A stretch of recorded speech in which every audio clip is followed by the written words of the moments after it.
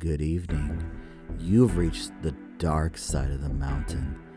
Welcome to South Side Paranormal with your host, DJ Nemo, bringing you top tier investigations. We look at things through history, through time. We look at mysterious hauntings, mysterious creatures, and things that go bump in the night. So strap yourselves in, open up your minds, and question everything.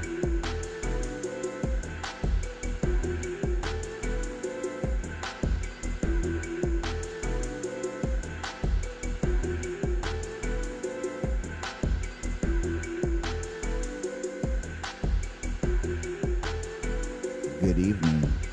You are tuned into Southside Paranormal with your host, DJ Nemo. Welcome again. We are well on the way on season 2. I hope you enjoyed the intro music today. Actually, our intro music was done by another former fan of ours, Greedful Hatred. We're definitely appreciative of his music.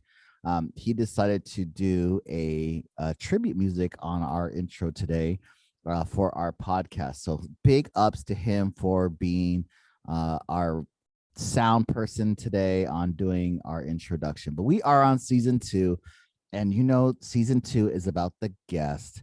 So we have again with us the Fantastic Four. So we're going to give them a shout out real quick before we get into what we're talking about tonight on season 2. If this is your first time following us, make sure that you like, share, and subscribe. We definitely appreciate all the thumbs up. That helps our podcast grow and reach out to a much wider audience. So we'll start with the Presidente. Say hello to everyone. Hello. Next up, you all know her, SammyChu. Say what's up. Hey. All right. And then we also have Miss Riri. Riri, say what's up. Hey. And then last but not least, Rockefeller. What's up, Rockefeller? So, all right. So tonight's podcast is actually a 2-part show. So we're starting part 1 of this podcast. And this is what I wanted to finish out season 2 with, which is alien abductions, alien bases, alien technology. So let's just go around before we start into tonight's story. There's 2 stories for tonight, and we're focusing on alien abductions. Presidente, do you believe in aliens, or are you still unsure?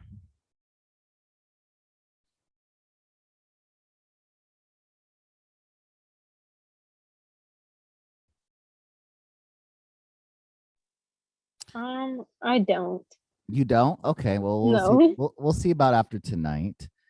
SammyChu, do you believe in aliens? Yes and then no. I look at the skyline and then I think that those are UFOs. Okay, that's a cool theory. What about you, Rockefeller? I don't really know. Not really know. I don't know. Nah, no, I don't. No. What about you, Riri? I think they exist. Okay. Well, we'll see if we could change Presidente and Rockefeller's mind by the end of tonight's podcast, and then maybe episode 2 of the second part series of the alien things. So, did you guys know that one of the most famous alien abductions happened here in Arizona?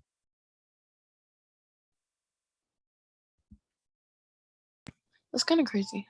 It's very crazy. And actually, this case is very famous because unlike other alien abduction cases, and there's a lot, there's people that have been abducted. Unlike this case, there are multiple witnesses, because we've seen people get like, I got abducted and the aliens are experimenting. I've heard that scenario a lot. What makes this case specifically different is that 12 people saw it happen.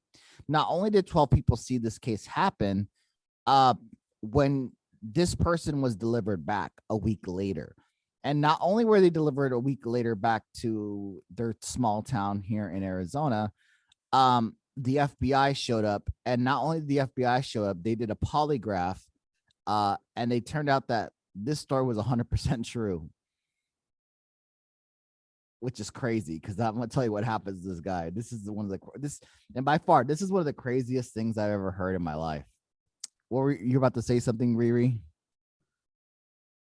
No, sorry, my fault.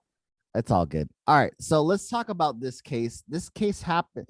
Now, what's interesting is actually I know people connected to this case that knew this individual. Like they went to high school with them. They were a sophomore when this guy was a senior. So he had already graduated, and my friend, but like it's a small town. And what I mean by a small town, like their graduating high school class was 100 people.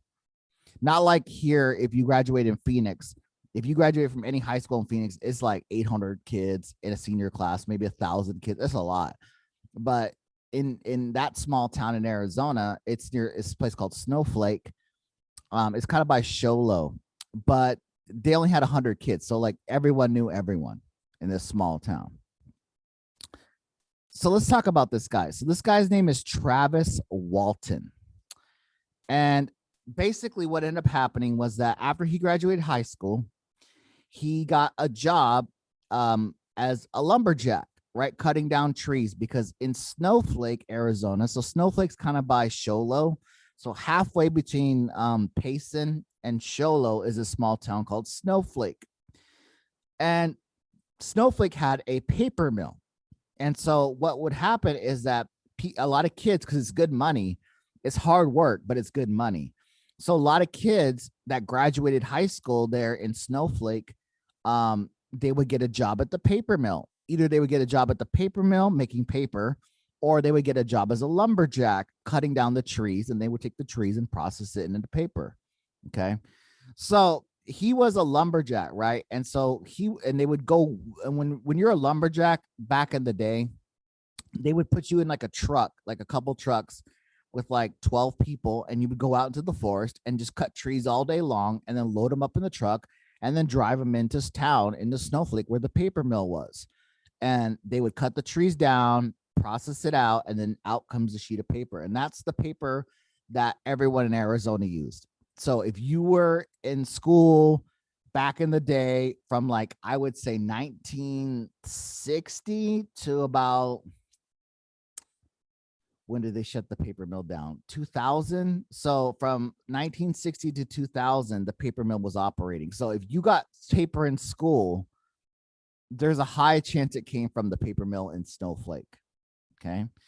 So here's how it goes, is that like this happened in November, and this is originally probably like 1985 when this happened. And they were out like cutting down trees, and they had finished for the day. And so they're driving on like the back dirt roads to the forest, and they see a saucer UFO, like a circle shaped object, just kind of hovering in the trees. Like they see it. It's huge. They said it was, a couple 100 feet wide. It was pretty big. And it was making a high pitch, like a buzzing kind of sound, right? And they pull over and they just start watching it, and they see it. Nothing's happening. They're just seeing this thing like just hovering in the forest. And they were like, what is that thing? So Travis Walton says like, I'm going to go check it out. And so he wanted to get a closer look, because they'd never seen something like this. Because back in the day, they're products of the 60s. So they saw all these like UFO movies, like cheesy special effects. They never would have thought that they saw this, right? So he gets out to get a closer look. And the minute he gets out, and he gets, they say he got right underneath it. And then at that point, a beam of light hit him, knocked him unconscious. Okay. And then the people start freaking out. They're like, Travis. And the beam of light hit it again, and it started basically like levitating him up into the craft. And then you saw him go into the light. They said they saw him go into the light, and then the craft took off. They freak out, and they start driving furiously down the dirt road. Okay. So they get to town and they start screaming that, like, hey, our friend was abducted by aliens. We just literally saw him he got hit with a beam of light when he was on the ground. The beam of light hit him again and it levitated him up into the spaceship. So they're coming in. They tell the sheriff right away. They start telling anyone that'll listen to them that they just saw their friend get abducted. What do you think everyone in the town said when they said this to them? I have no idea. What do you guys think? If you heard someone come in there, and they were hysterical too. And because I guess they told the sheriff and they went into the town. It's a small town, like the sheriff's office, like right by like a little cafe, a little diner spot. And everyone hears them telling that their friend got abducted. What do you think? What would you guys think if you heard that? If so, it was like 10 or 12 of them, and they came running in there in the restaurant screaming that Travis got abducted. What would you guys think if you heard that and you're eating at the restaurant and you heard someone got abducted like that? What would you guys think? I would take it as a joke. What would you think, SammyChu? I get scared. You get scared? Riri, what were you saying? What do you think? I would probably be concerned. You'd be and concerned? kind of believe them. Yeah. What about you, Presidente, since you said it wasn't real? What would you think if you saw 12 people and they were hysterical come into like a restaurant like Denny's or IHOP and just start saying that their friend got abducted, and it's someone that you know?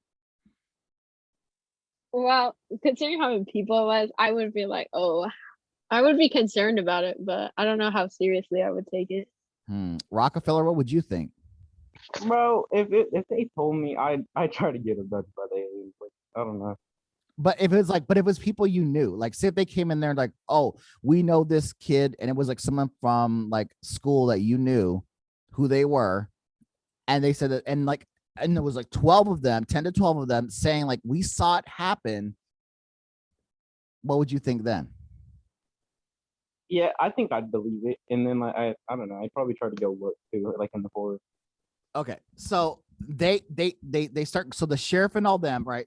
Both Snowflake Police, Sholo Police Department, Payson Police Department, Heber Police Department, they all go out there. So they all go driving back into the spot, and like they notice that the grass is like all torched. It's like burned, but it's only burned in like that little circle, like a circular spot where they abducted him. So the grass is torched. Now think about a forest, right? It's mostly green. It's torched like the summer grass. In Arizona, you guys know what we're talking about. When the sun gets really hot, the grass turns yellow and it starts to die, right? And then it doesn't get green again until like the fall when it starts to cool down. They said it was like that. There was a big circle, and it was a perfect circle too. It wasn't like a weird shaped circle. Like you tried it, like there's no way you could have burned the grass like that, but it was like torched yellow in this one spot where he got hit. What makes this story crazier is, so obviously they were like, well, there's something to this case, because there's 10 or 12 of them saying, yes, that really happened. So they call down to Phoenix. The Phoenix has the FBI office. The FBI office shows up the next day. Okay. And while the FBI is there, they were like, okay, what happened? So the FBI interview all of them separately. They all tell the exact same story. They're like, this is what happened. We saw him get out the truck. We saw the beam of light hit him. Then we saw the beam of light take him into the craft, and then the craft took off. So everyone's story matches up. To make things even more interesting is the FBI was like, let's give them lie detector tests. Now, I don't know if you guys are familiar with the lie detector test where they hook you up to the machine, right? Do you know that they're like 99% accurate? You guys know that, right? They're like, really? Yeah. No, I didn't know that. Oh yeah, because what happened? Serious? Yeah, it's like 99% accurate. Because what it does is it monitors your breathing, it monitors your heart rate, it monitors your pulse, it monitors all its any movement. And when you lie, your body tenses up. So when you lie, your body knows it's wrong. That's why it's very hard to beat a lie detector. People are like, I can beat a lie. No, you can't. Okay, especially not one done by the FBI. But it's 99% accurate.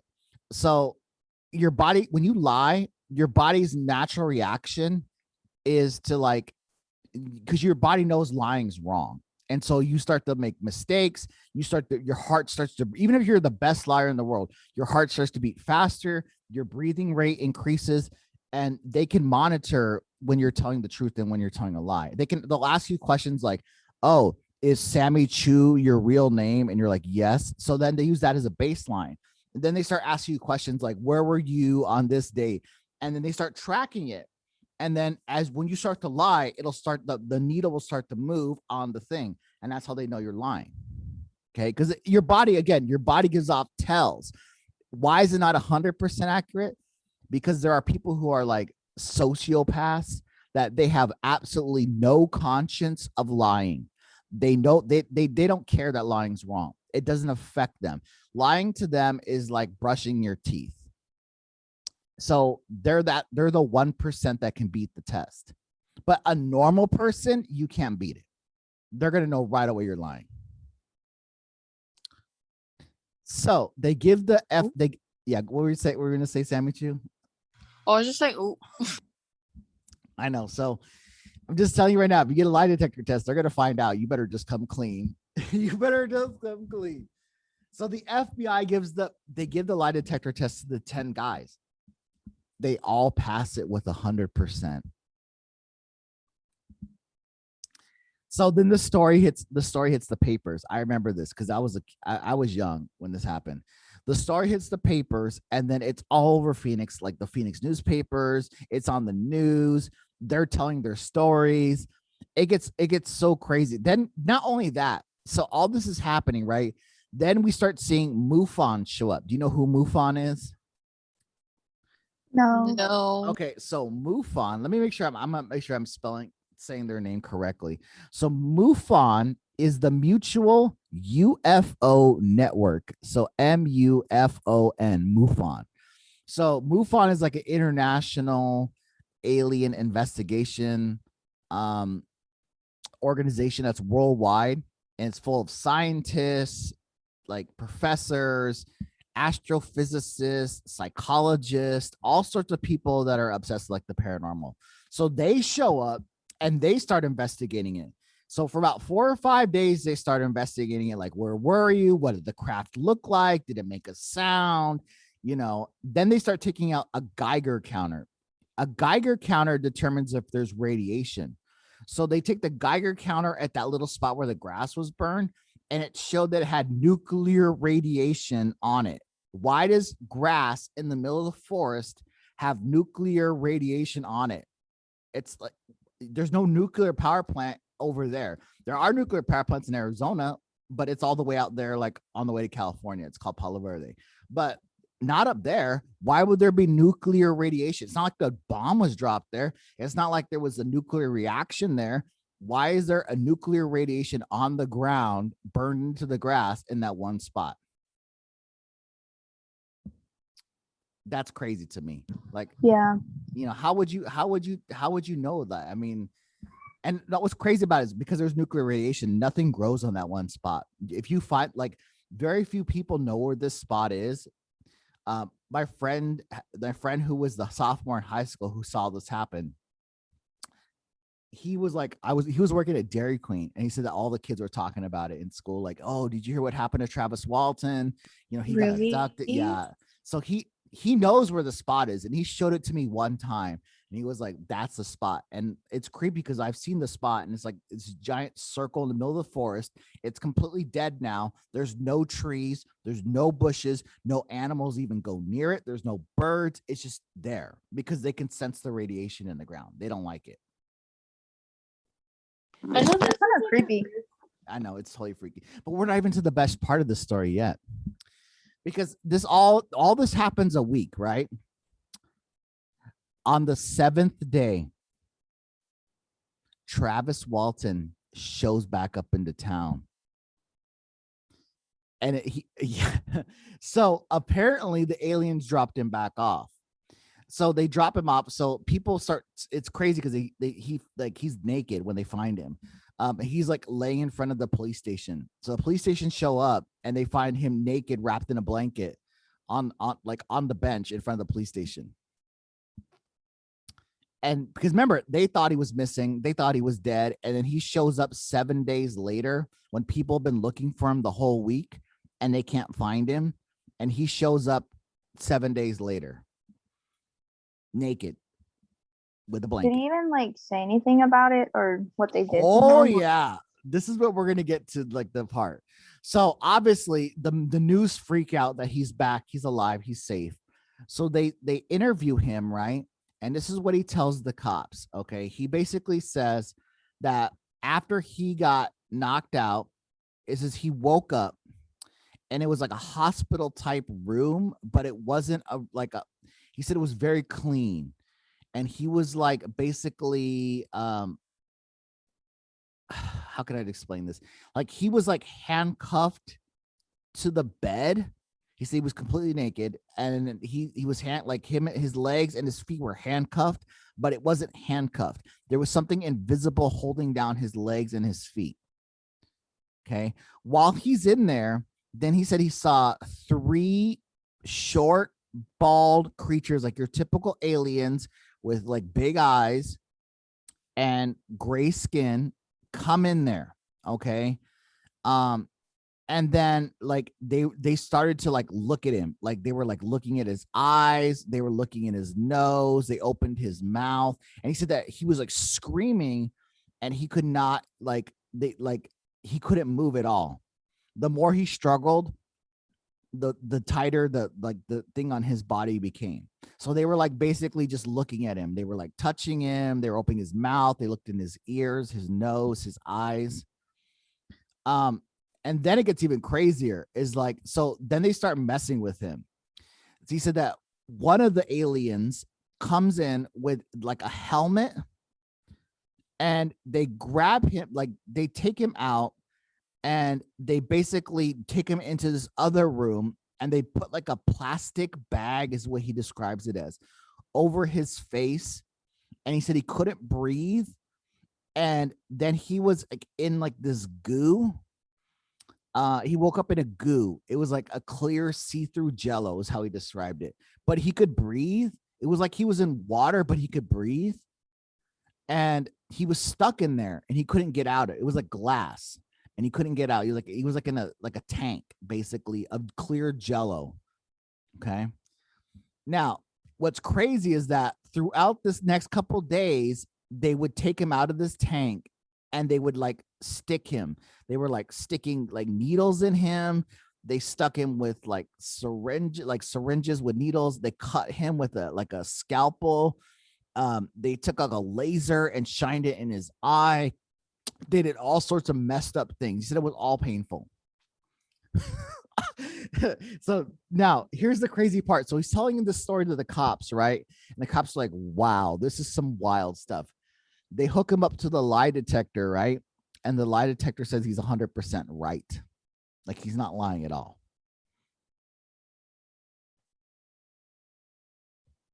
What do you guys think of that? I mean, it's pretty weird how he was talking about the Jello thing. Oh, the jello thing's crazy. And not only the jello thing, like, could you imagine being like tortured like that? He said he was tortured. Like they were sticking needles in him and like they shot a laser in his eye. Must Like, have hurt. oh my gosh. Like the That's pain. crazy. Okay, so like I know this is a weird question, but you know how like you even saw like where the thing was, like the ship. Like if someone were to ask you like if you think it was cool, like do you think, or like what would you say? Asking my friend if the whole thing was cool. No, like because didn't you say that you saw it too? No, I saw the spot where it happened. No, I saw the spot where it happened. My friend remember, he was working in Dairy Queen, so he didn't like see it actually happen. He saw Travis like after it all was done, like because the news was everywhere in the town. And everyone was trying to ask, like, do you know him? Do you know him? People were like, oh yeah, I went to school with him and da da da da. No, it was later on when we became friends and we were hunting that he was like, oh, by the way, here's the spot. And then I saw it. Like I didn't get to I was a little kid when it happened, huh? Did your friend like talk to Travis, like ask him questions about what had happened? That's a very good question. So because Travis stayed in the town, right? And then like he would come into Dairy Queen sometimes, but he said he was never the same. Like he was really nice and friendly in high school. Like everyone knew him. Like he wasn't like like he was on the I think he was on the sports teams. I think he was on the football team. I think he was on the basketball team, but he was like never really super good. He just kind of played. And so my friend, I don't want to say his name because I don't think he even permission to say his name, but he would just be like, "Hey, Travis, how's it going?" And he'd be like, "Oh yeah, I'm good." He's like, "You good, man? We heard what happened to you." And he was like, "Yeah, I don't want to talk about it. Just give me a blizzard and I'm gonna go." Like that, that's about essentially what he said to him. Like, he was probably traumatized after that. oh heck yeah! Yeah. Gosh, to be like, and he got stabbed, and then the laser, and then the needles. Oh my gosh, and then be stuck in that like goo, and you can't leave. It's like a prison. Oh my gosh. Now, what's crazy about this is there's a lot of people that like say he made the whole thing up, and my whole question is like, okay, if he made the whole thing up, then why did all those people, the 10 people that saw him get abducted, how come they passed 100% of the lie detector test? Not only did they pass 100% of the lie detector test, Travis passed 100% of the lie detector test. So how do you explain that? That's my question, is like, okay, knowing what we know about lie detector tests and how they're 99% accurate, how are they going to? Maybe some like actually don't think it's 99% accurate. They might feel like it's a lie and stuff. That's very true. A lot of people think like, oh, it can be faked or they can beat it. And I just told you right now, like the only way you can beat it, and that's why it's not 100%, is because if like you're a complete sociopath, like you're a psycho, and then like you don't care about lying, and lying to you is like brushing your teeth. So for those people, they can beat it. But that's like a very small percentage of the population in the world. Most people are not a psychopath. Most people are not, a sociopath where like lying doesn't affect you. Most people realize that lying is wrong, and that's why they're able to catch them. So what's crazy is that his story was actually made into a movie. Was it really? Yes, it was. And the part about this movie is it's so scary. It came out in 1993. If you guys want to watch it later, you can. I think it's on Netflix. I think it's on Hulu. I think it's on Amazon Prime. It's on all of them. It's called Fire in the Sky. So if you guys want to watch it, it's called Fire in the Sky. And the guy that they got to play him looks exactly like Travis. Yeah, it's a little only alien abduction case that we have confirmed, one that the FBI, it conducted the investigation on it. The fact that the news media saw it, and the fact that this guy came back and he passed the lie detector test. I mean, I don't even know how to describe it. Oh wait, is he still alive, Travis? Yes, he is. He actually was on Joe Rogan 2 months ago. Apparently, I'm looking at his bio right now. So on January 19th, he was on Joe Rogan's podcast, The Joe Rogan Experience, on YouTube on episode 1597. So if you want to watch it, you can. Joe Rogan, I think Joe Rogan's really good as a podcast host. But he's on there telling his story as well.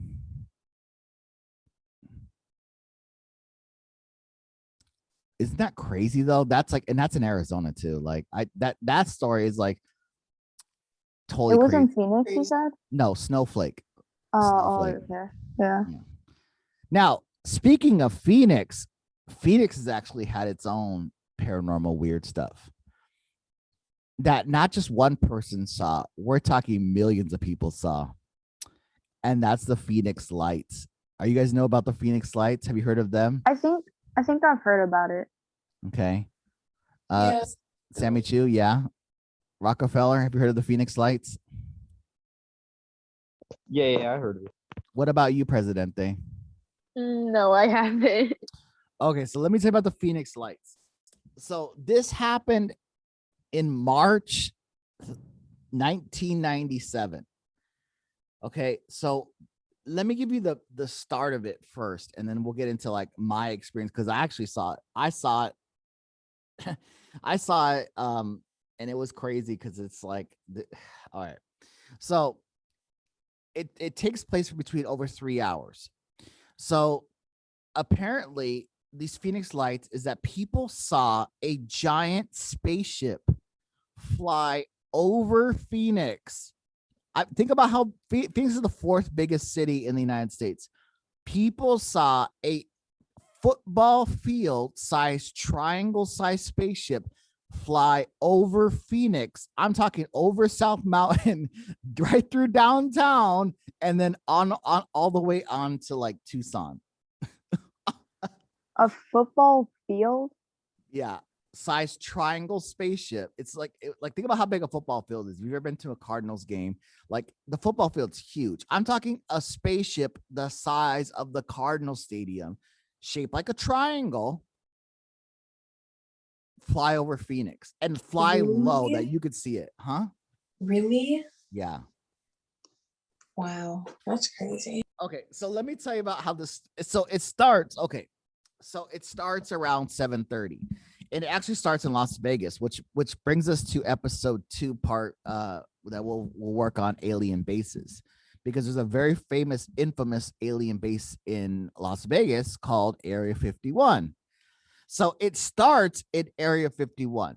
That's when people see it about 7 o'clock Las Vegas time, 7:30. They see it heading toward Arizona because Las Vegas is like right on the border between Arizona and Nevada. So people see it there. Okay. Literally 30 minutes later at 8 o'clock, people see it in Prescott.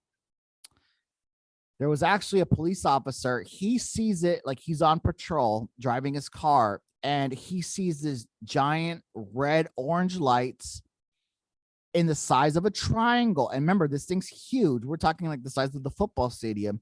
And they see it. He sees it moving over Prescott and Prescott Valley and heading down toward Phoenix. Now, what's crazy about this is to go from Las Vegas to Prescott in 30 minutes in a car is impossible. In a car to drive from Prescott to Las Vegas, I don't even know, 3 hours in a car, let alone walking.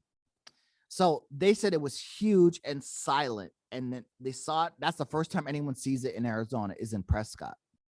They see it and it's huge. And they said it's just hovering slowly and it starts making its way toward Phoenix.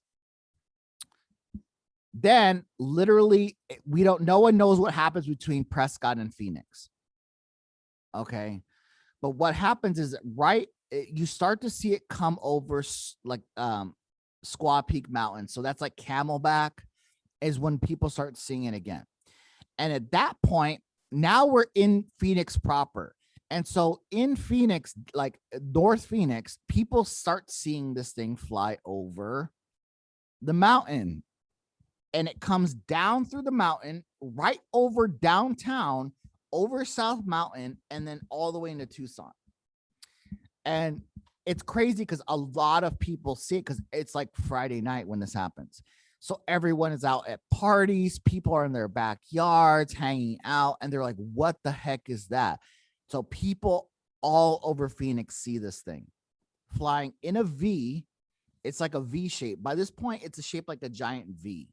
So the back part of the triangle, like you can't really see the lights of it, but it's shaped like a giant V, and it's slowly flying over Phoenix, and everyone's seeing it. People are calling their friends and neighbors. This is before cell phones. So some people actually got their video camera out and they start recording it. So if you actually go up on YouTube, type in Phoenix lights, there are several people that recorded it. And what makes it more interesting is that it's not just one person that did it. This happens all over Phoenix. So everyone in Phoenix is like freaking out. Go get the camera, go get the video camera. And people are running in their backyards, watching it go across Phoenix, over South Mountain, and then down toward Tucson. Really? Yeah.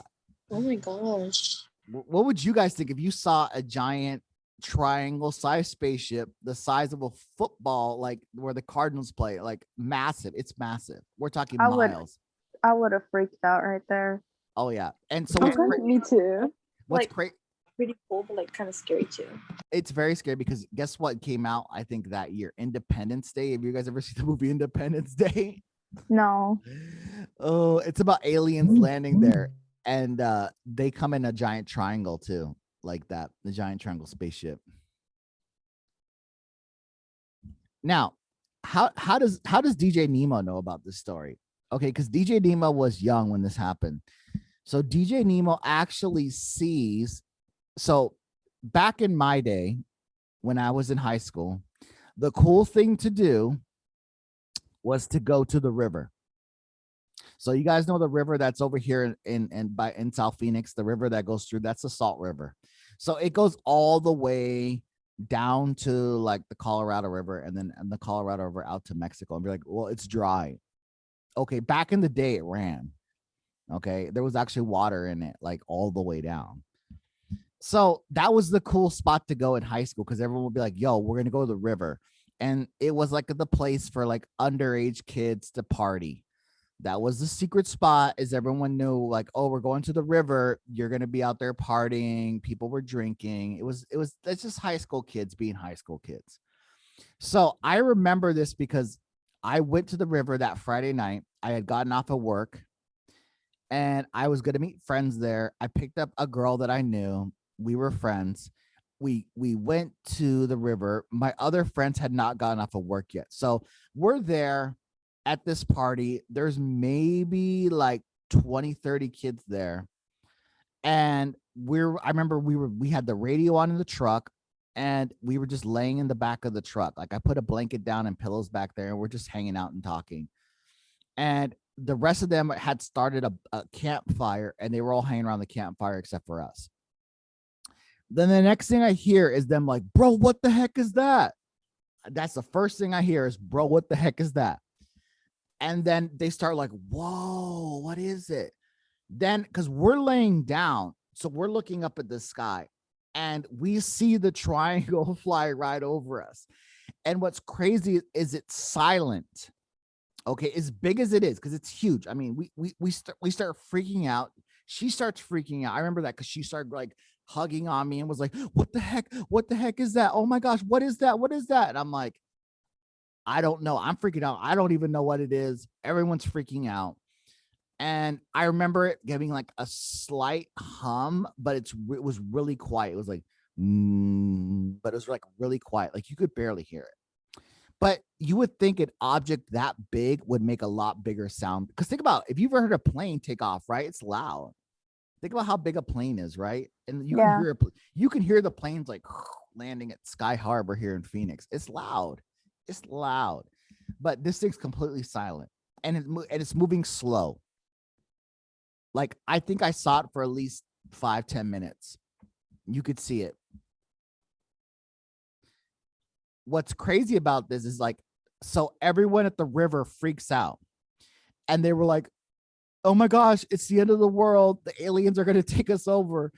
And so the alien movies of our time was like Predator, aliens. And so everyone starts freaking out and everyone leaves. Okay, I remember hopping in the truck, and the girl hopped in the truck, and like we drove back to my house. She called her parents from my house. They came to get her. They're like, oh, we saw it on the news. You guys saw it, you know. And then like she got in trouble because she was like, I guess she wasn't supposed to be at the river. But like I remember that like my parents then grounded me. But it was crazy because the next Monday at school, everyone's talking about it. Like, did you see it? Did you see it at the river? My friends that were supposed to meet us there, they didn't see it at all. They were driving toward there and they never saw it. They were inside the car, so they never saw it. But everyone else that was there at the river saw the triangle. And then everyone was like, did you see it? And then it's on the news. So it's on the news, like people are losing their minds. They're trying. Fox 10 and Channel 3 were the ones that mostly were covering it. But what's interesting is that then it starts changing real quick. So the night it happens, everyone's like, we saw it, you know, it was quiet, it's huge. So everyone's school's talking about it, that everyone saw it, because everyone that was at the river saw it. I saw it, the girl saw it, the people at the river saw it. People in their high schools, like I guess they had seen it and they were in the backyard at another party. They saw it. So everyone in my senior class saw this happen. What's crazy is then the news changed by Wednesday. The news changed the story. The news starts covering it up super bad and super cheesy. So then they have the government over there. They have the Air Force pilots from Luke Air Force Base on the news on Fox 10. No, it wasn't an alien spacecraft. It was us shooting flares in the sky. That's the official government. They try to so cover it up. So they start saying that they shot flares in the sky. And then to make even more worse is that they try to demonstrate it too. So they get the news out there to Luke Air Force Base on the west side, and they shoot it off in a triangle, and they show how it would look like a plane. But it's clearly obvious it's not what we saw. Like, it's shaped like a triangle. Don't get me wrong, but it's smoking because it's a flare. So it's smoking, and then not only is it's going down, it's not going across. Everyone at school is like, bro, they're covering it up. They all lying. We all saw it. It moved in a vertical direction toward Tucson. We saw it fly. Now the Air Force is saying, no, it was us. It wasn't a craft. It was flares. We had a plane lost, and so we were shooting flares all across the Phoenix Valley. And I'm like, okay, well, that might make sense. Then how did people in downtown Phoenix see it? How did people in South Phoenix see it? How did everyone in North Phoenix see it? If they're shooting flares, wouldn't you see like the Air Force there in military uniform shooting flares on your street? Wouldn't you see that? Wouldn't that make sense if you would see? Like, the fact that they try to cover it up just blows our mind. And then no one wanted to talk about it. Then the teachers stopped talking about it. All the teachers were there like, if you talk about the Phoenix Lights, you're getting suspended. You're not going to graduate. You won't. That's too much. I know. It got so bad. So like, you couldn't talk about it. And if you got caught talking about it in school, you got sent to detention. If that wasn't enough, because like everyone at school knew what happened, but no one could talk about it. And if you like the teachers caught you, they sent you to detention. And then if you got so many detentions from doing it, then you were not allowed to graduate. They were just going to mail you your diploma home. That's like over dramatic. Yeah. Right? But like the teachers, they did not want anyone talking about it. And so then we tried to come up with code words like, yo, the triangle. And then, of course, kids being kids, right? We're like, and the teacher would be like, you guys are talking about the Phoenix Lights. And we're like, no, we're talking about the area of a triangle, half base times height. Like, we're trying to find we would try to cover it up. Like, the teachers knew that we were talking about it. I just wish that I would have had super base teachers like DJ Nemo, because DJ Nemo would have been all over it, bro. It doesn't make sense. They're trying to cover it up. Like, he would have exposed it all. But the fact that they didn't have anything like that in my day, I didn't want to get detention. I wanted to graduate. I wasn't trying to like run my mouth and say anything. Like, it was just bad. The fact that the teachers tried to cover it up, and then like no one could talk about it. And then when like after a while, we stopped talking about it as like teenagers.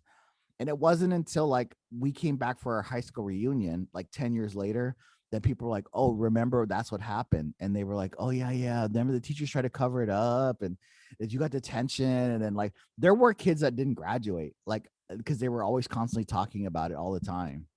It was like the weebs of our day, like the super conspiracy theories. They're like, oh my gosh, the CIA killed Castro, and this is all part of it. Like the conspiracy theory kids, they were wearing like trench coats. They were always in the library reading books. They didn't get to graduate with us because they're the ones that kept talking about it, and they never got to graduate. It's kind of messed up if you actually think about it. Yeah, imagine not graduating because you're talking about that. I know, that right? Must have sucked. It just seems Are you serious? Yeah, they didn't like. It was like 3 or 4. Wow, that's extra. It makes me mad that the teachers did that. Like they should have been talking about it, asking questions. But I wonder if the principal told them, y'all need to stop this because the whole senior class is talking about it. Because the rest of the kids didn't see it because all the seniors had parties. We didn't really see freshmen there. We didn't see sophomores or juniors or anything like that. So it was only the seniors talking about it because we were the only ones out on a Friday night. And so like, yeah, maybe there were some that talked about it later with their sisters or brothers that had like, freshman brothers or sisters, but all the seniors knew about it because we all saw it. Everyone that was at the river saw it. And then everyone that was like in their backyard, because there was other parties going on in Mesa at the time, and they saw it too. That's the crazy thing to me. That's like the fact that the teachers try to cover it up to this day just makes me so mad. Yeah, I probably would have got mad too. What would you think? What would you think if that was you, Presidente? If you were in that situation and you actually saw the triangle fly overhead, and then everyone at school was talking about it the next day, and then all the teachers tried to quiet you and say, "Hey, you can't graduate because of that." Would you start to believe it more, or would you think less? I would start to believe in it more because I literally looked at it. Why is everyone trying to hide something? Like, I know. you only hide something if you have something to hide. Exactly. That's why I'm like, people were saying that some of the teachers saw it too, but they only talked about it in the teacher lounge, but they would never talk about it from the students. Rockefeller, what would you think if that was you? Yeah, it's the same thing. Like, if I saw it, I saw it. I think that I think it's like the teacher's job not to like make more of a big deal about it and let the kids talk about it, and kids get scared and then they start telling the parents. So yeah, I think the teachers they try to deny it. What's even more crazy, SammyChu, what do you think about the news changing the story? Because when the news first comes out Monday night, they're all talking about it, that it really happened. But by Wednesday, they had faked the story. And they were saying like, oh, it was us shooting flares in the sky. Bro, there's literally like a lot of witnesses that have seen it. So they can't say that it was like the Air Force or anything because like literally everybody saw that. So I think that's dumb that they're trying to hide it. I know. They tried to recreate it to it. It was so bad. I think it's still on YouTube. You can go put like Phoenix Lights and then they show the Air Force trying to debunk it. And it's like so bad. It's like so obvious. Like if you saw it, you would know. Sorry. Go ahead. Sorry. And then at that, like you said, like the direction it went to, right? Uh-huh. See, that's the thing. They can't say that it went a different way because you guys literally saw the direction that it went and like how it looked. Mm-hmm. Everyone saw it, and that's the crazy thing is that everyone saw it, and then the story started to add up. What would you think, Riri, if all of a sudden the news changed the story and tried to lie about it?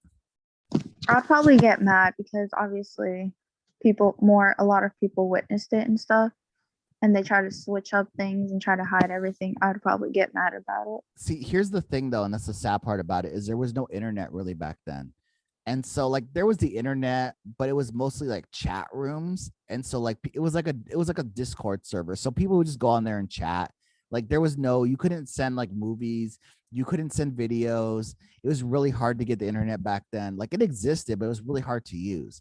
So once people started shutting it down, we saw it, but like say it again. I'm sorry, what were we saying? Can you hear me now? Yeah, go ahead. Okay, so it was like last week, and there was like 40 of these things in the sky, and they were all moving like consecutively. And they just disappeared, and then the news started saying like the rocket. And I'm not saying I believe it was aliens, but that did kind of like made me scratch my head. Are you talking about in Phoenix? Yeah. And then the thing is that none of us could record it. Like we couldn't record it at all. Like it wouldn't show up on our phones, and I thought that was pretty weird. Now, this is going to bring us to, and this is what we're going to wrap up with for tonight's episode. Hold on. I got 1 second here. All right. Here's the thing I'm going to wrap up with. I really think that there's a reason. Rockefeller, I want you to bring up this story on next week's podcast, because I think there's a theory to this. Because thing I'm going to wrap up with. I really think that there's a reason. Rockefeller, I want you to bring up this story on next week's podcast, because I think there's a theory to this. Because why are the aliens constantly visiting Arizona? And it's always Arizona, and climates like Arizona, like Las Vegas. Nevada is exactly like Phoenix. Not only is Nevada like that, Utah is exactly like Arizona for the most part. It's mostly desert. New Mexico is mostly desert. One of the most famous sightings in the world, Roswell, happened in New Mexico. It all happened everywhere. And that's my whole thing is like, why are the aliens constantly always seen in desert places like Arizona, Las Vegas, Nevada, Utah, and New Mexico? Maybe our climate is like their home planet. That's why we're constantly seeing them over here. So we're going to talk more about that, because there's a very famous case about Area 51 Because we'll tie Area 51 back with the Phoenix Lights next week's episode, and we'll talk about a secret base in New Mexico that I've actually heard some crazy stories out of this one out of New Mexico. It's called Dulce. And people think Area 51 is a super bad one. It's not. It's not. It's the one in New Mexico. Wait till I tell you next week what's going to happen in New Mexico. All right. Do you guys have anything last before we wrap up this podcast? No, not really. SammyChu? No, you're good. Rockefeller? No. All right. So here's what we're going to do. With that being said, we will continue with part 2 of Aliens next week.